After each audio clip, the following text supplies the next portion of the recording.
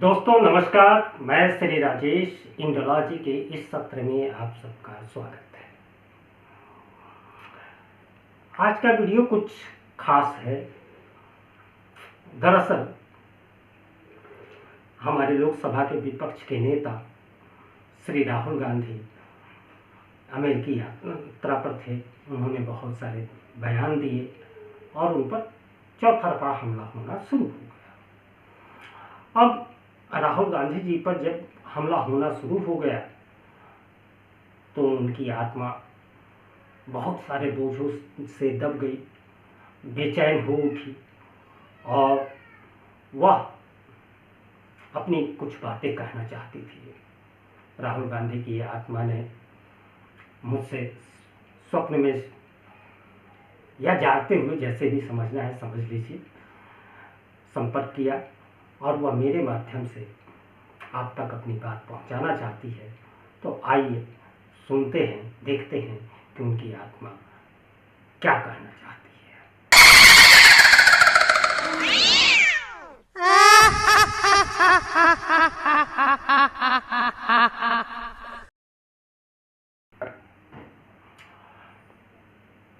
दोस्तों, मैं राहुल गांधी की आत्मा हूं। मैं नमस्कार करूं या सलाम करूं, मुझे समझ में नहीं आता। कब किस बात पर बबेला खड़ा हो जाए, इसलिए मैं न नमस्कार करता हूं न सलाम करता हूं, लेकिन आप मेरा अभिवादन स्वीकार कर लीजिए अपने हिसाब से। हमेशा आज मैं खुलकर बात करना चाहता हूं, क्यों कि जब मैं राहुल गांधी के शरीर में हूं तो उनकी शरीर और उनकी छवि की एक मर्यादा है। वहां मैं खुलकर अपनी बात उनके शरीर के माध्यम से मैं नहीं कर सकता। इसलिए मैंने थोड़ी कन्नी काटी है समय में और श्री राजेश के माध्यम से मैं अपनी बात कहना चाहता हूँ। बहुत लंबे दिनों से मेरे मन पर यह बोझ है और मैं आज वह बोझ उतारना चाहता हूँ। सारे लोग क्या, ये भाजपा वाले लोग पूरी तरह से हमें पप्पू पप्पू पप्पू कहते कहते पप्पू के रूप में हमको स्थापित कर दिया। मुझे इस पर कोई फर्क नहीं पड़ता है। आप मुझे पप्पू कहिए, झप्पू कहिए, जो कहना है कहते रहिए, मुझे इससे कोई फर्क नहीं पड़ता। वो कहते हैं कि मैं भारत को नहीं जानता। मैं भारत में जन्मा पला, बचपन में मैंने अपनी पढ़ाई भी दिल्ली से की है। दिल्ली भारत में ही तो है, लेकिन लोग कहते हैं कि मैं भारत को नहीं जानता। मैं आपको बताना चाहता हूं, मैंने डिस्कवरी ऑफ इंडिया पढ़ी है और मन से पढ़ी है, जो मेरे नाना जी जवाहरलाल नेहरू जी ने, पन्नाना जी ने लिखा था। बहुत मन से पढ़ा है और मैं डिस्कवरी ऑफ इंडिया के जरिए मैं भारत को अच्छी तरह जानता हूं। लोग कहते हैं कि आज़ादी के संघर्षों के बारे में मुझे नहीं मालूम और संबंधों के बारे में नहीं मालूम। मैं आपको बताना चाहता हूं, मैंने नेहरू जी के द्वारा मेरी दादी को लिखे गए पत्र, पिता का पत्र पुत्री के नाम भी पढ़ा है। मैं उसके सार तत्वों को समझता हूं और उसके परिप्रेक्ष्य में मैं भारत को अच्छी तरह जानता हूं। बीते 2.5 दशक से मैं भारत के अलग अलग जगहों पर दौरा करता रहा हूं, चुनिंदा लोगों से मिलता रहता हूं। हालांकि आप भीड़ देखते हैं, लेकिन उसमें भीड़ से मैं नहीं मिलता। मैं उन भीड़ में कुछ चुनिंदा लोगों से मिलता हूं जो पहले से तय होते हैं। मैं खुल के बात करना चाहता हूँ, इसको अन्यथा मत लीजिए। मैं खुल के बात करना चाहता हूँ, मैं कुछ छुपाऊंगा नहीं। क्यों कि मैं मानता हूँ कि पारदर्शिता होनी चाहिए। राजनीति में पारदर्शी होना बहुत जरूरी है। और उसी पारदर्शिता की मांग को देखते हुए मैं आपसे कहना चाहता हूँ कि ये आरोप पूरी तरह से निराधार है, इसमें कहीं कोई सच्चाई नहीं। दूसरा, मेरा माखौल उड़ाने के लिए मेरे सरनेम का लेकर बवाल खड़ा कर दिया जाता है कि मेरा सरनेम क्या होना चाहिए। मेरा सरनेम, मेरे परदादा जहांगीर फर्रुख गांधी जी थे, वो आजादी की लड़ाई लड़े। अब गांधी का स्पेलिंग और गांधी का स्पेलिंग में कोई बहुत अंतर नहीं है। गांधी जी का बोलबाला था, लोग इनको भी प्यार से गांधी कहने लगे, तो ये गांधी से गांधी हो गए। फिर हमारे दादाजी ने ये सरनेम अपना लिया। सारे लोग अपने पिता का सरनेम अपनाते हैं, अपने दादा का सरनेम अपनाते हैं, तो मैंने भी ये सरनेम अपना लिया। तो इसमें कौन सी आपत्ति है? लेकिन बहुत लोग इस सरनेम के पीछे रिसर्च करते हैं। मैं उनको बताना चाहता हूं कि इंदिरा गांधी जी जो मेरी दादी थी, उनकी बुआ कृष्णा हठी सिंह, उन्होंने एक किताब लिखी है, हिंदू से प्रधानमंत्री। उसके 9वें चैप्टर को पढ़िए, मन से पढ़िए, ध्यान से पढ़िए। उसमें आपको मिलेगा जहां कृष्णा जी लिखती हैं कि गांधी जो सरनेम है वह पारिवारिक पेशे से आया हुआ है। उस समय पारिवारिक पेशे से लोगों के सरनेम हुआ करते थे। बहुत सारे लोगों का नाम आप सुनते होंगे जो उनके पारिवारिक पेशे से संबंधित है। तो इसी तरह गांधी भी था। जैसे मोदी, पंसारी, गांधी, उसी तरह गांधी, सब एक तरह के पेशे के लोग थे और उस पेशे के नाम पर उनका बना सरनेम। इसमें किसी को क्यों आपत्ति होनी चाहिए? मैं आज एक एक आरोप का जवाब दूंगा। मेरे पर हिंदू देवता, हिंदू विरोधी, देश विरोधी होने का आरोप लगाया जाता है। मैं आपको बताना चाहता हूं, बताना जरूरी भी है। हमारे हिंदू शास्त्रों में कहा गया है वसुधैव कुटुंबकम, पूरी वसुधा। मैंने इसकी पूरा इसका अर्थ मैंने सर्च किया है, तब कह रहा हूं, बिना सर्च की बात मैं नहीं करता। वसुधैव कुटुंबकम का अर्थ होता है पूरी वसुधा, यानी पूरी धरती हमारा परिवार है। थोड़े संकीर्ण सोच से हमें ऊपर उठने की जरूरत है। जब पूरा विश्व, पूरी धरती ही हमारा परिवार है, तो फिर देश विरोधी होने का सवाल कैसे होता है? और जब मैं हिंदू धर्मशास्त्र के इस उक्ति का अनुसरण करता हूं, तो मुझ पर हिंदू धर्म का अपमान करने का आरोप भी निराधार हो जाता है। मैं इकलौता शख्स हूं जिसने भगवान शिव जी की तस्वीर लेके संसद तक में गया और मैं वहां शिव जी की पूरी श्रद्धा के साथ उनकी तस्वीर को मैंने संसद में लहराया।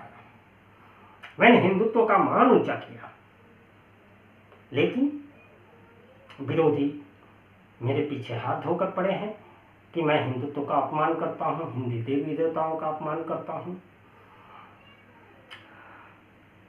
आपको बताना चाहता हूं कि यहाँ बहुत सारे ऐसे हिंदू फंडामेंटलिज्म है जो कहते हैं मुसलमानों से कि इनके पूर्वज तो हिंदू थे, इनको घर वापसी होनी चाहिए। मान लेते हैं थोड़ी देर के लिए कि मैं पारसी कुल से रहा हूं, लेकिन उसके पहले हमारे पूर्वज तो हिंदू थे, दत्तात्रेय ब्राह्मण थे। और उसको बताने के लिए मैंने अलग अलग मंदिरों में पूजा की, अर्चना की, सार्वजनिक तौर पर कमीज के ऊपर से जनेऊ भी धारण किया ताकि लोगों को साफ साफ दिखे।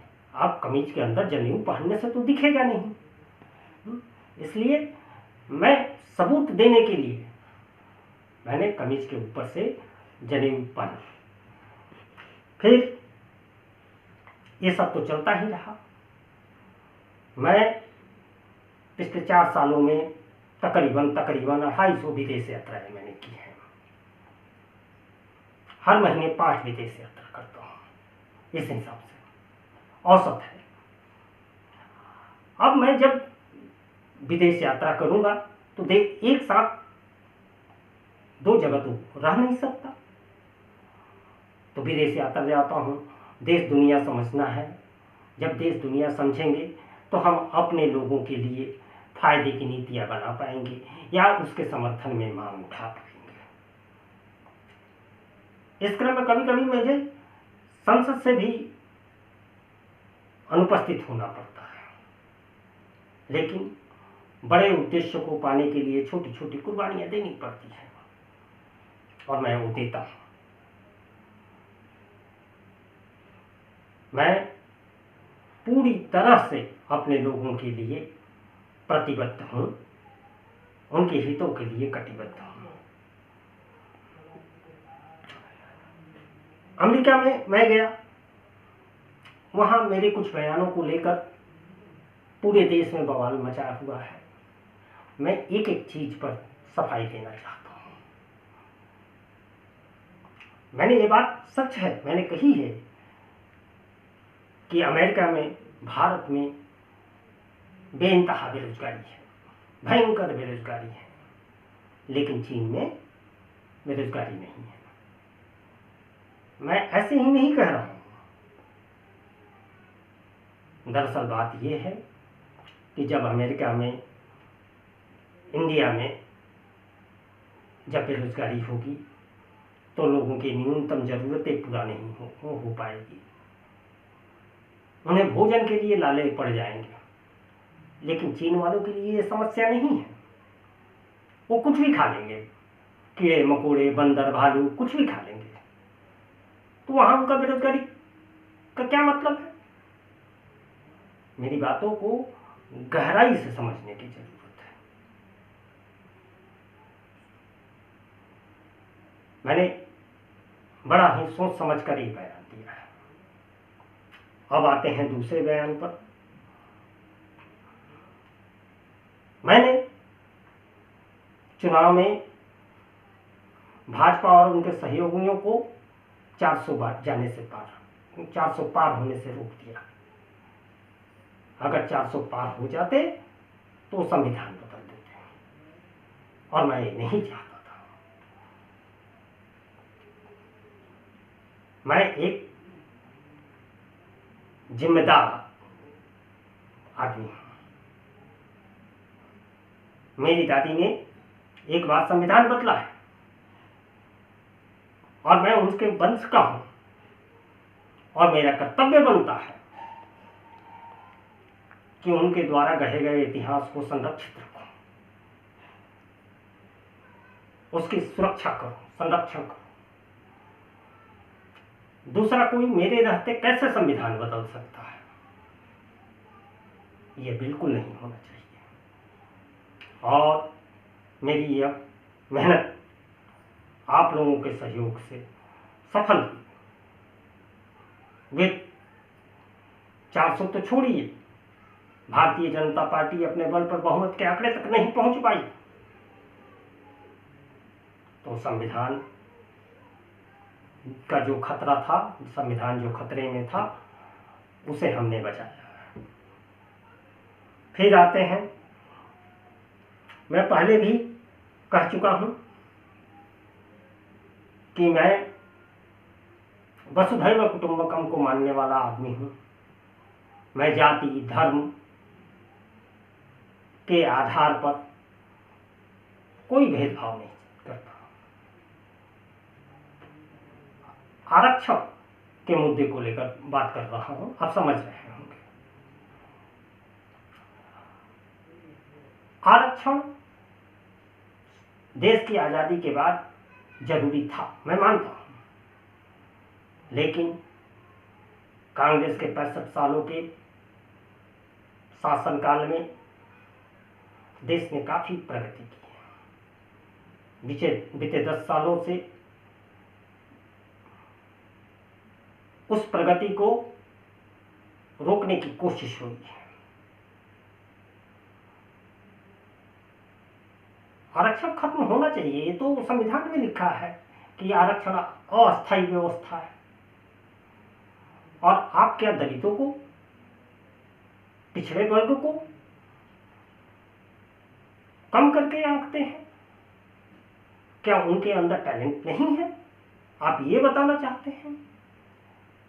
यहां सामंतवादी मानसिकता को हम नहीं चलने देंगे और दलितों के स्वाभिमान की लड़ाई है, वो अपनी प्रतिभा को लाएंगे और उन्हें आरक्षण की कोई आवश्यकता नहीं है। उनमें वो दम है कि वो अपनी जगह हासिल कर लेंगे। दूसरी, आगे चलते हैं।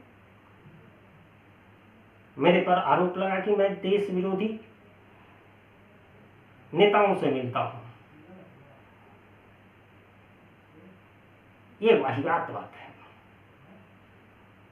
मैं डेमोक्रेट पार्टी के सांसद इल्हान उमर से मैंने बात की। वह जिस पार्टी की है वह डेमोक्रेट है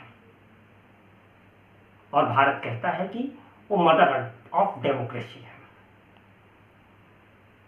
मदर ऑफ डेमोक्रेसी का होने के नाते मुझे किसी डेमोक्रेट से मिलना यह देश विरोधी कैसे हो सकता है? भारत के संबंध दुनिया के सभी देशों से हैं। अमेरिका के राजनयिक डोनाल्ड ब्लू से भी मैं मिला।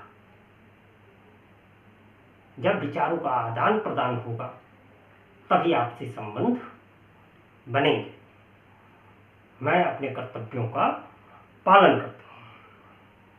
मेरे ऊपर यह भी आरोप लगता है कि मैं चीन और पाकिस्तान के खिलाफ नहीं बोलता। मैं क्यों बोलूं? दोनों हमारे पड़ोसी हैं और नैतिक शिक्षा की पाठ उठा के देख लीजिए, हर जगह यही कहा गया है कि पड़ोसियों से अच्छे संबंध बनाए रखना चाहिए। तो मैं भारत का रहने वाला हूं, भारत में लोकसभा के विपक्ष का नेता हूं, लिहाजा चीन और पाकिस्तान के साथ मैं अच्छे संबंधों का पक्षकार हूं और इसलिए उनकी लाख भारत विरोधी गतिविधियां हो, लेकिन मैं एक अच्छे पड़ोसी का धर्म निभाकर उनके खिलाफ कुछ भी नहीं बोलता हूं। क्यों? कि इससे संबंधों में कटुता आएगी और हम भारत के लोग बेहतर संबंधों के पक्षकार हैं और छोटी मोटी बातों को नजरअंदाज कर देना चाहिए। मैं आज अपनी बात आपसे कहकर अपने को काफी हल्का महसूस करता हूं। ये आपके ऊपर है कि आप मेरी बातों को कैसे लेते हैं, कैसे स्वीकार करते हैं। अस्वीकार करते हैं, हमारी बातों का समर्थन करते हैं, विरोध करते हैं। आपको जो करना हो वह करिए, क्योंकि अभिव्यक्ति की स्वतंत्रता इस देश में है, लोगों को सोचने की स्वतंत्रता है। लोग, हाँ, एक बात और भूल गया था मैं, अभी याद आया। कहते हैं कि सिख हमसे नाराज हैं। मैंने ऐसी कौन सी बात कह दी? मैंने इतना ही तो कहा था कि आप अमेरिका में पगड़ी बांधे हुए हैं, भारत में आप पगड़ी बांध सकते हैं कि नहीं, वहां मुश्किल हो।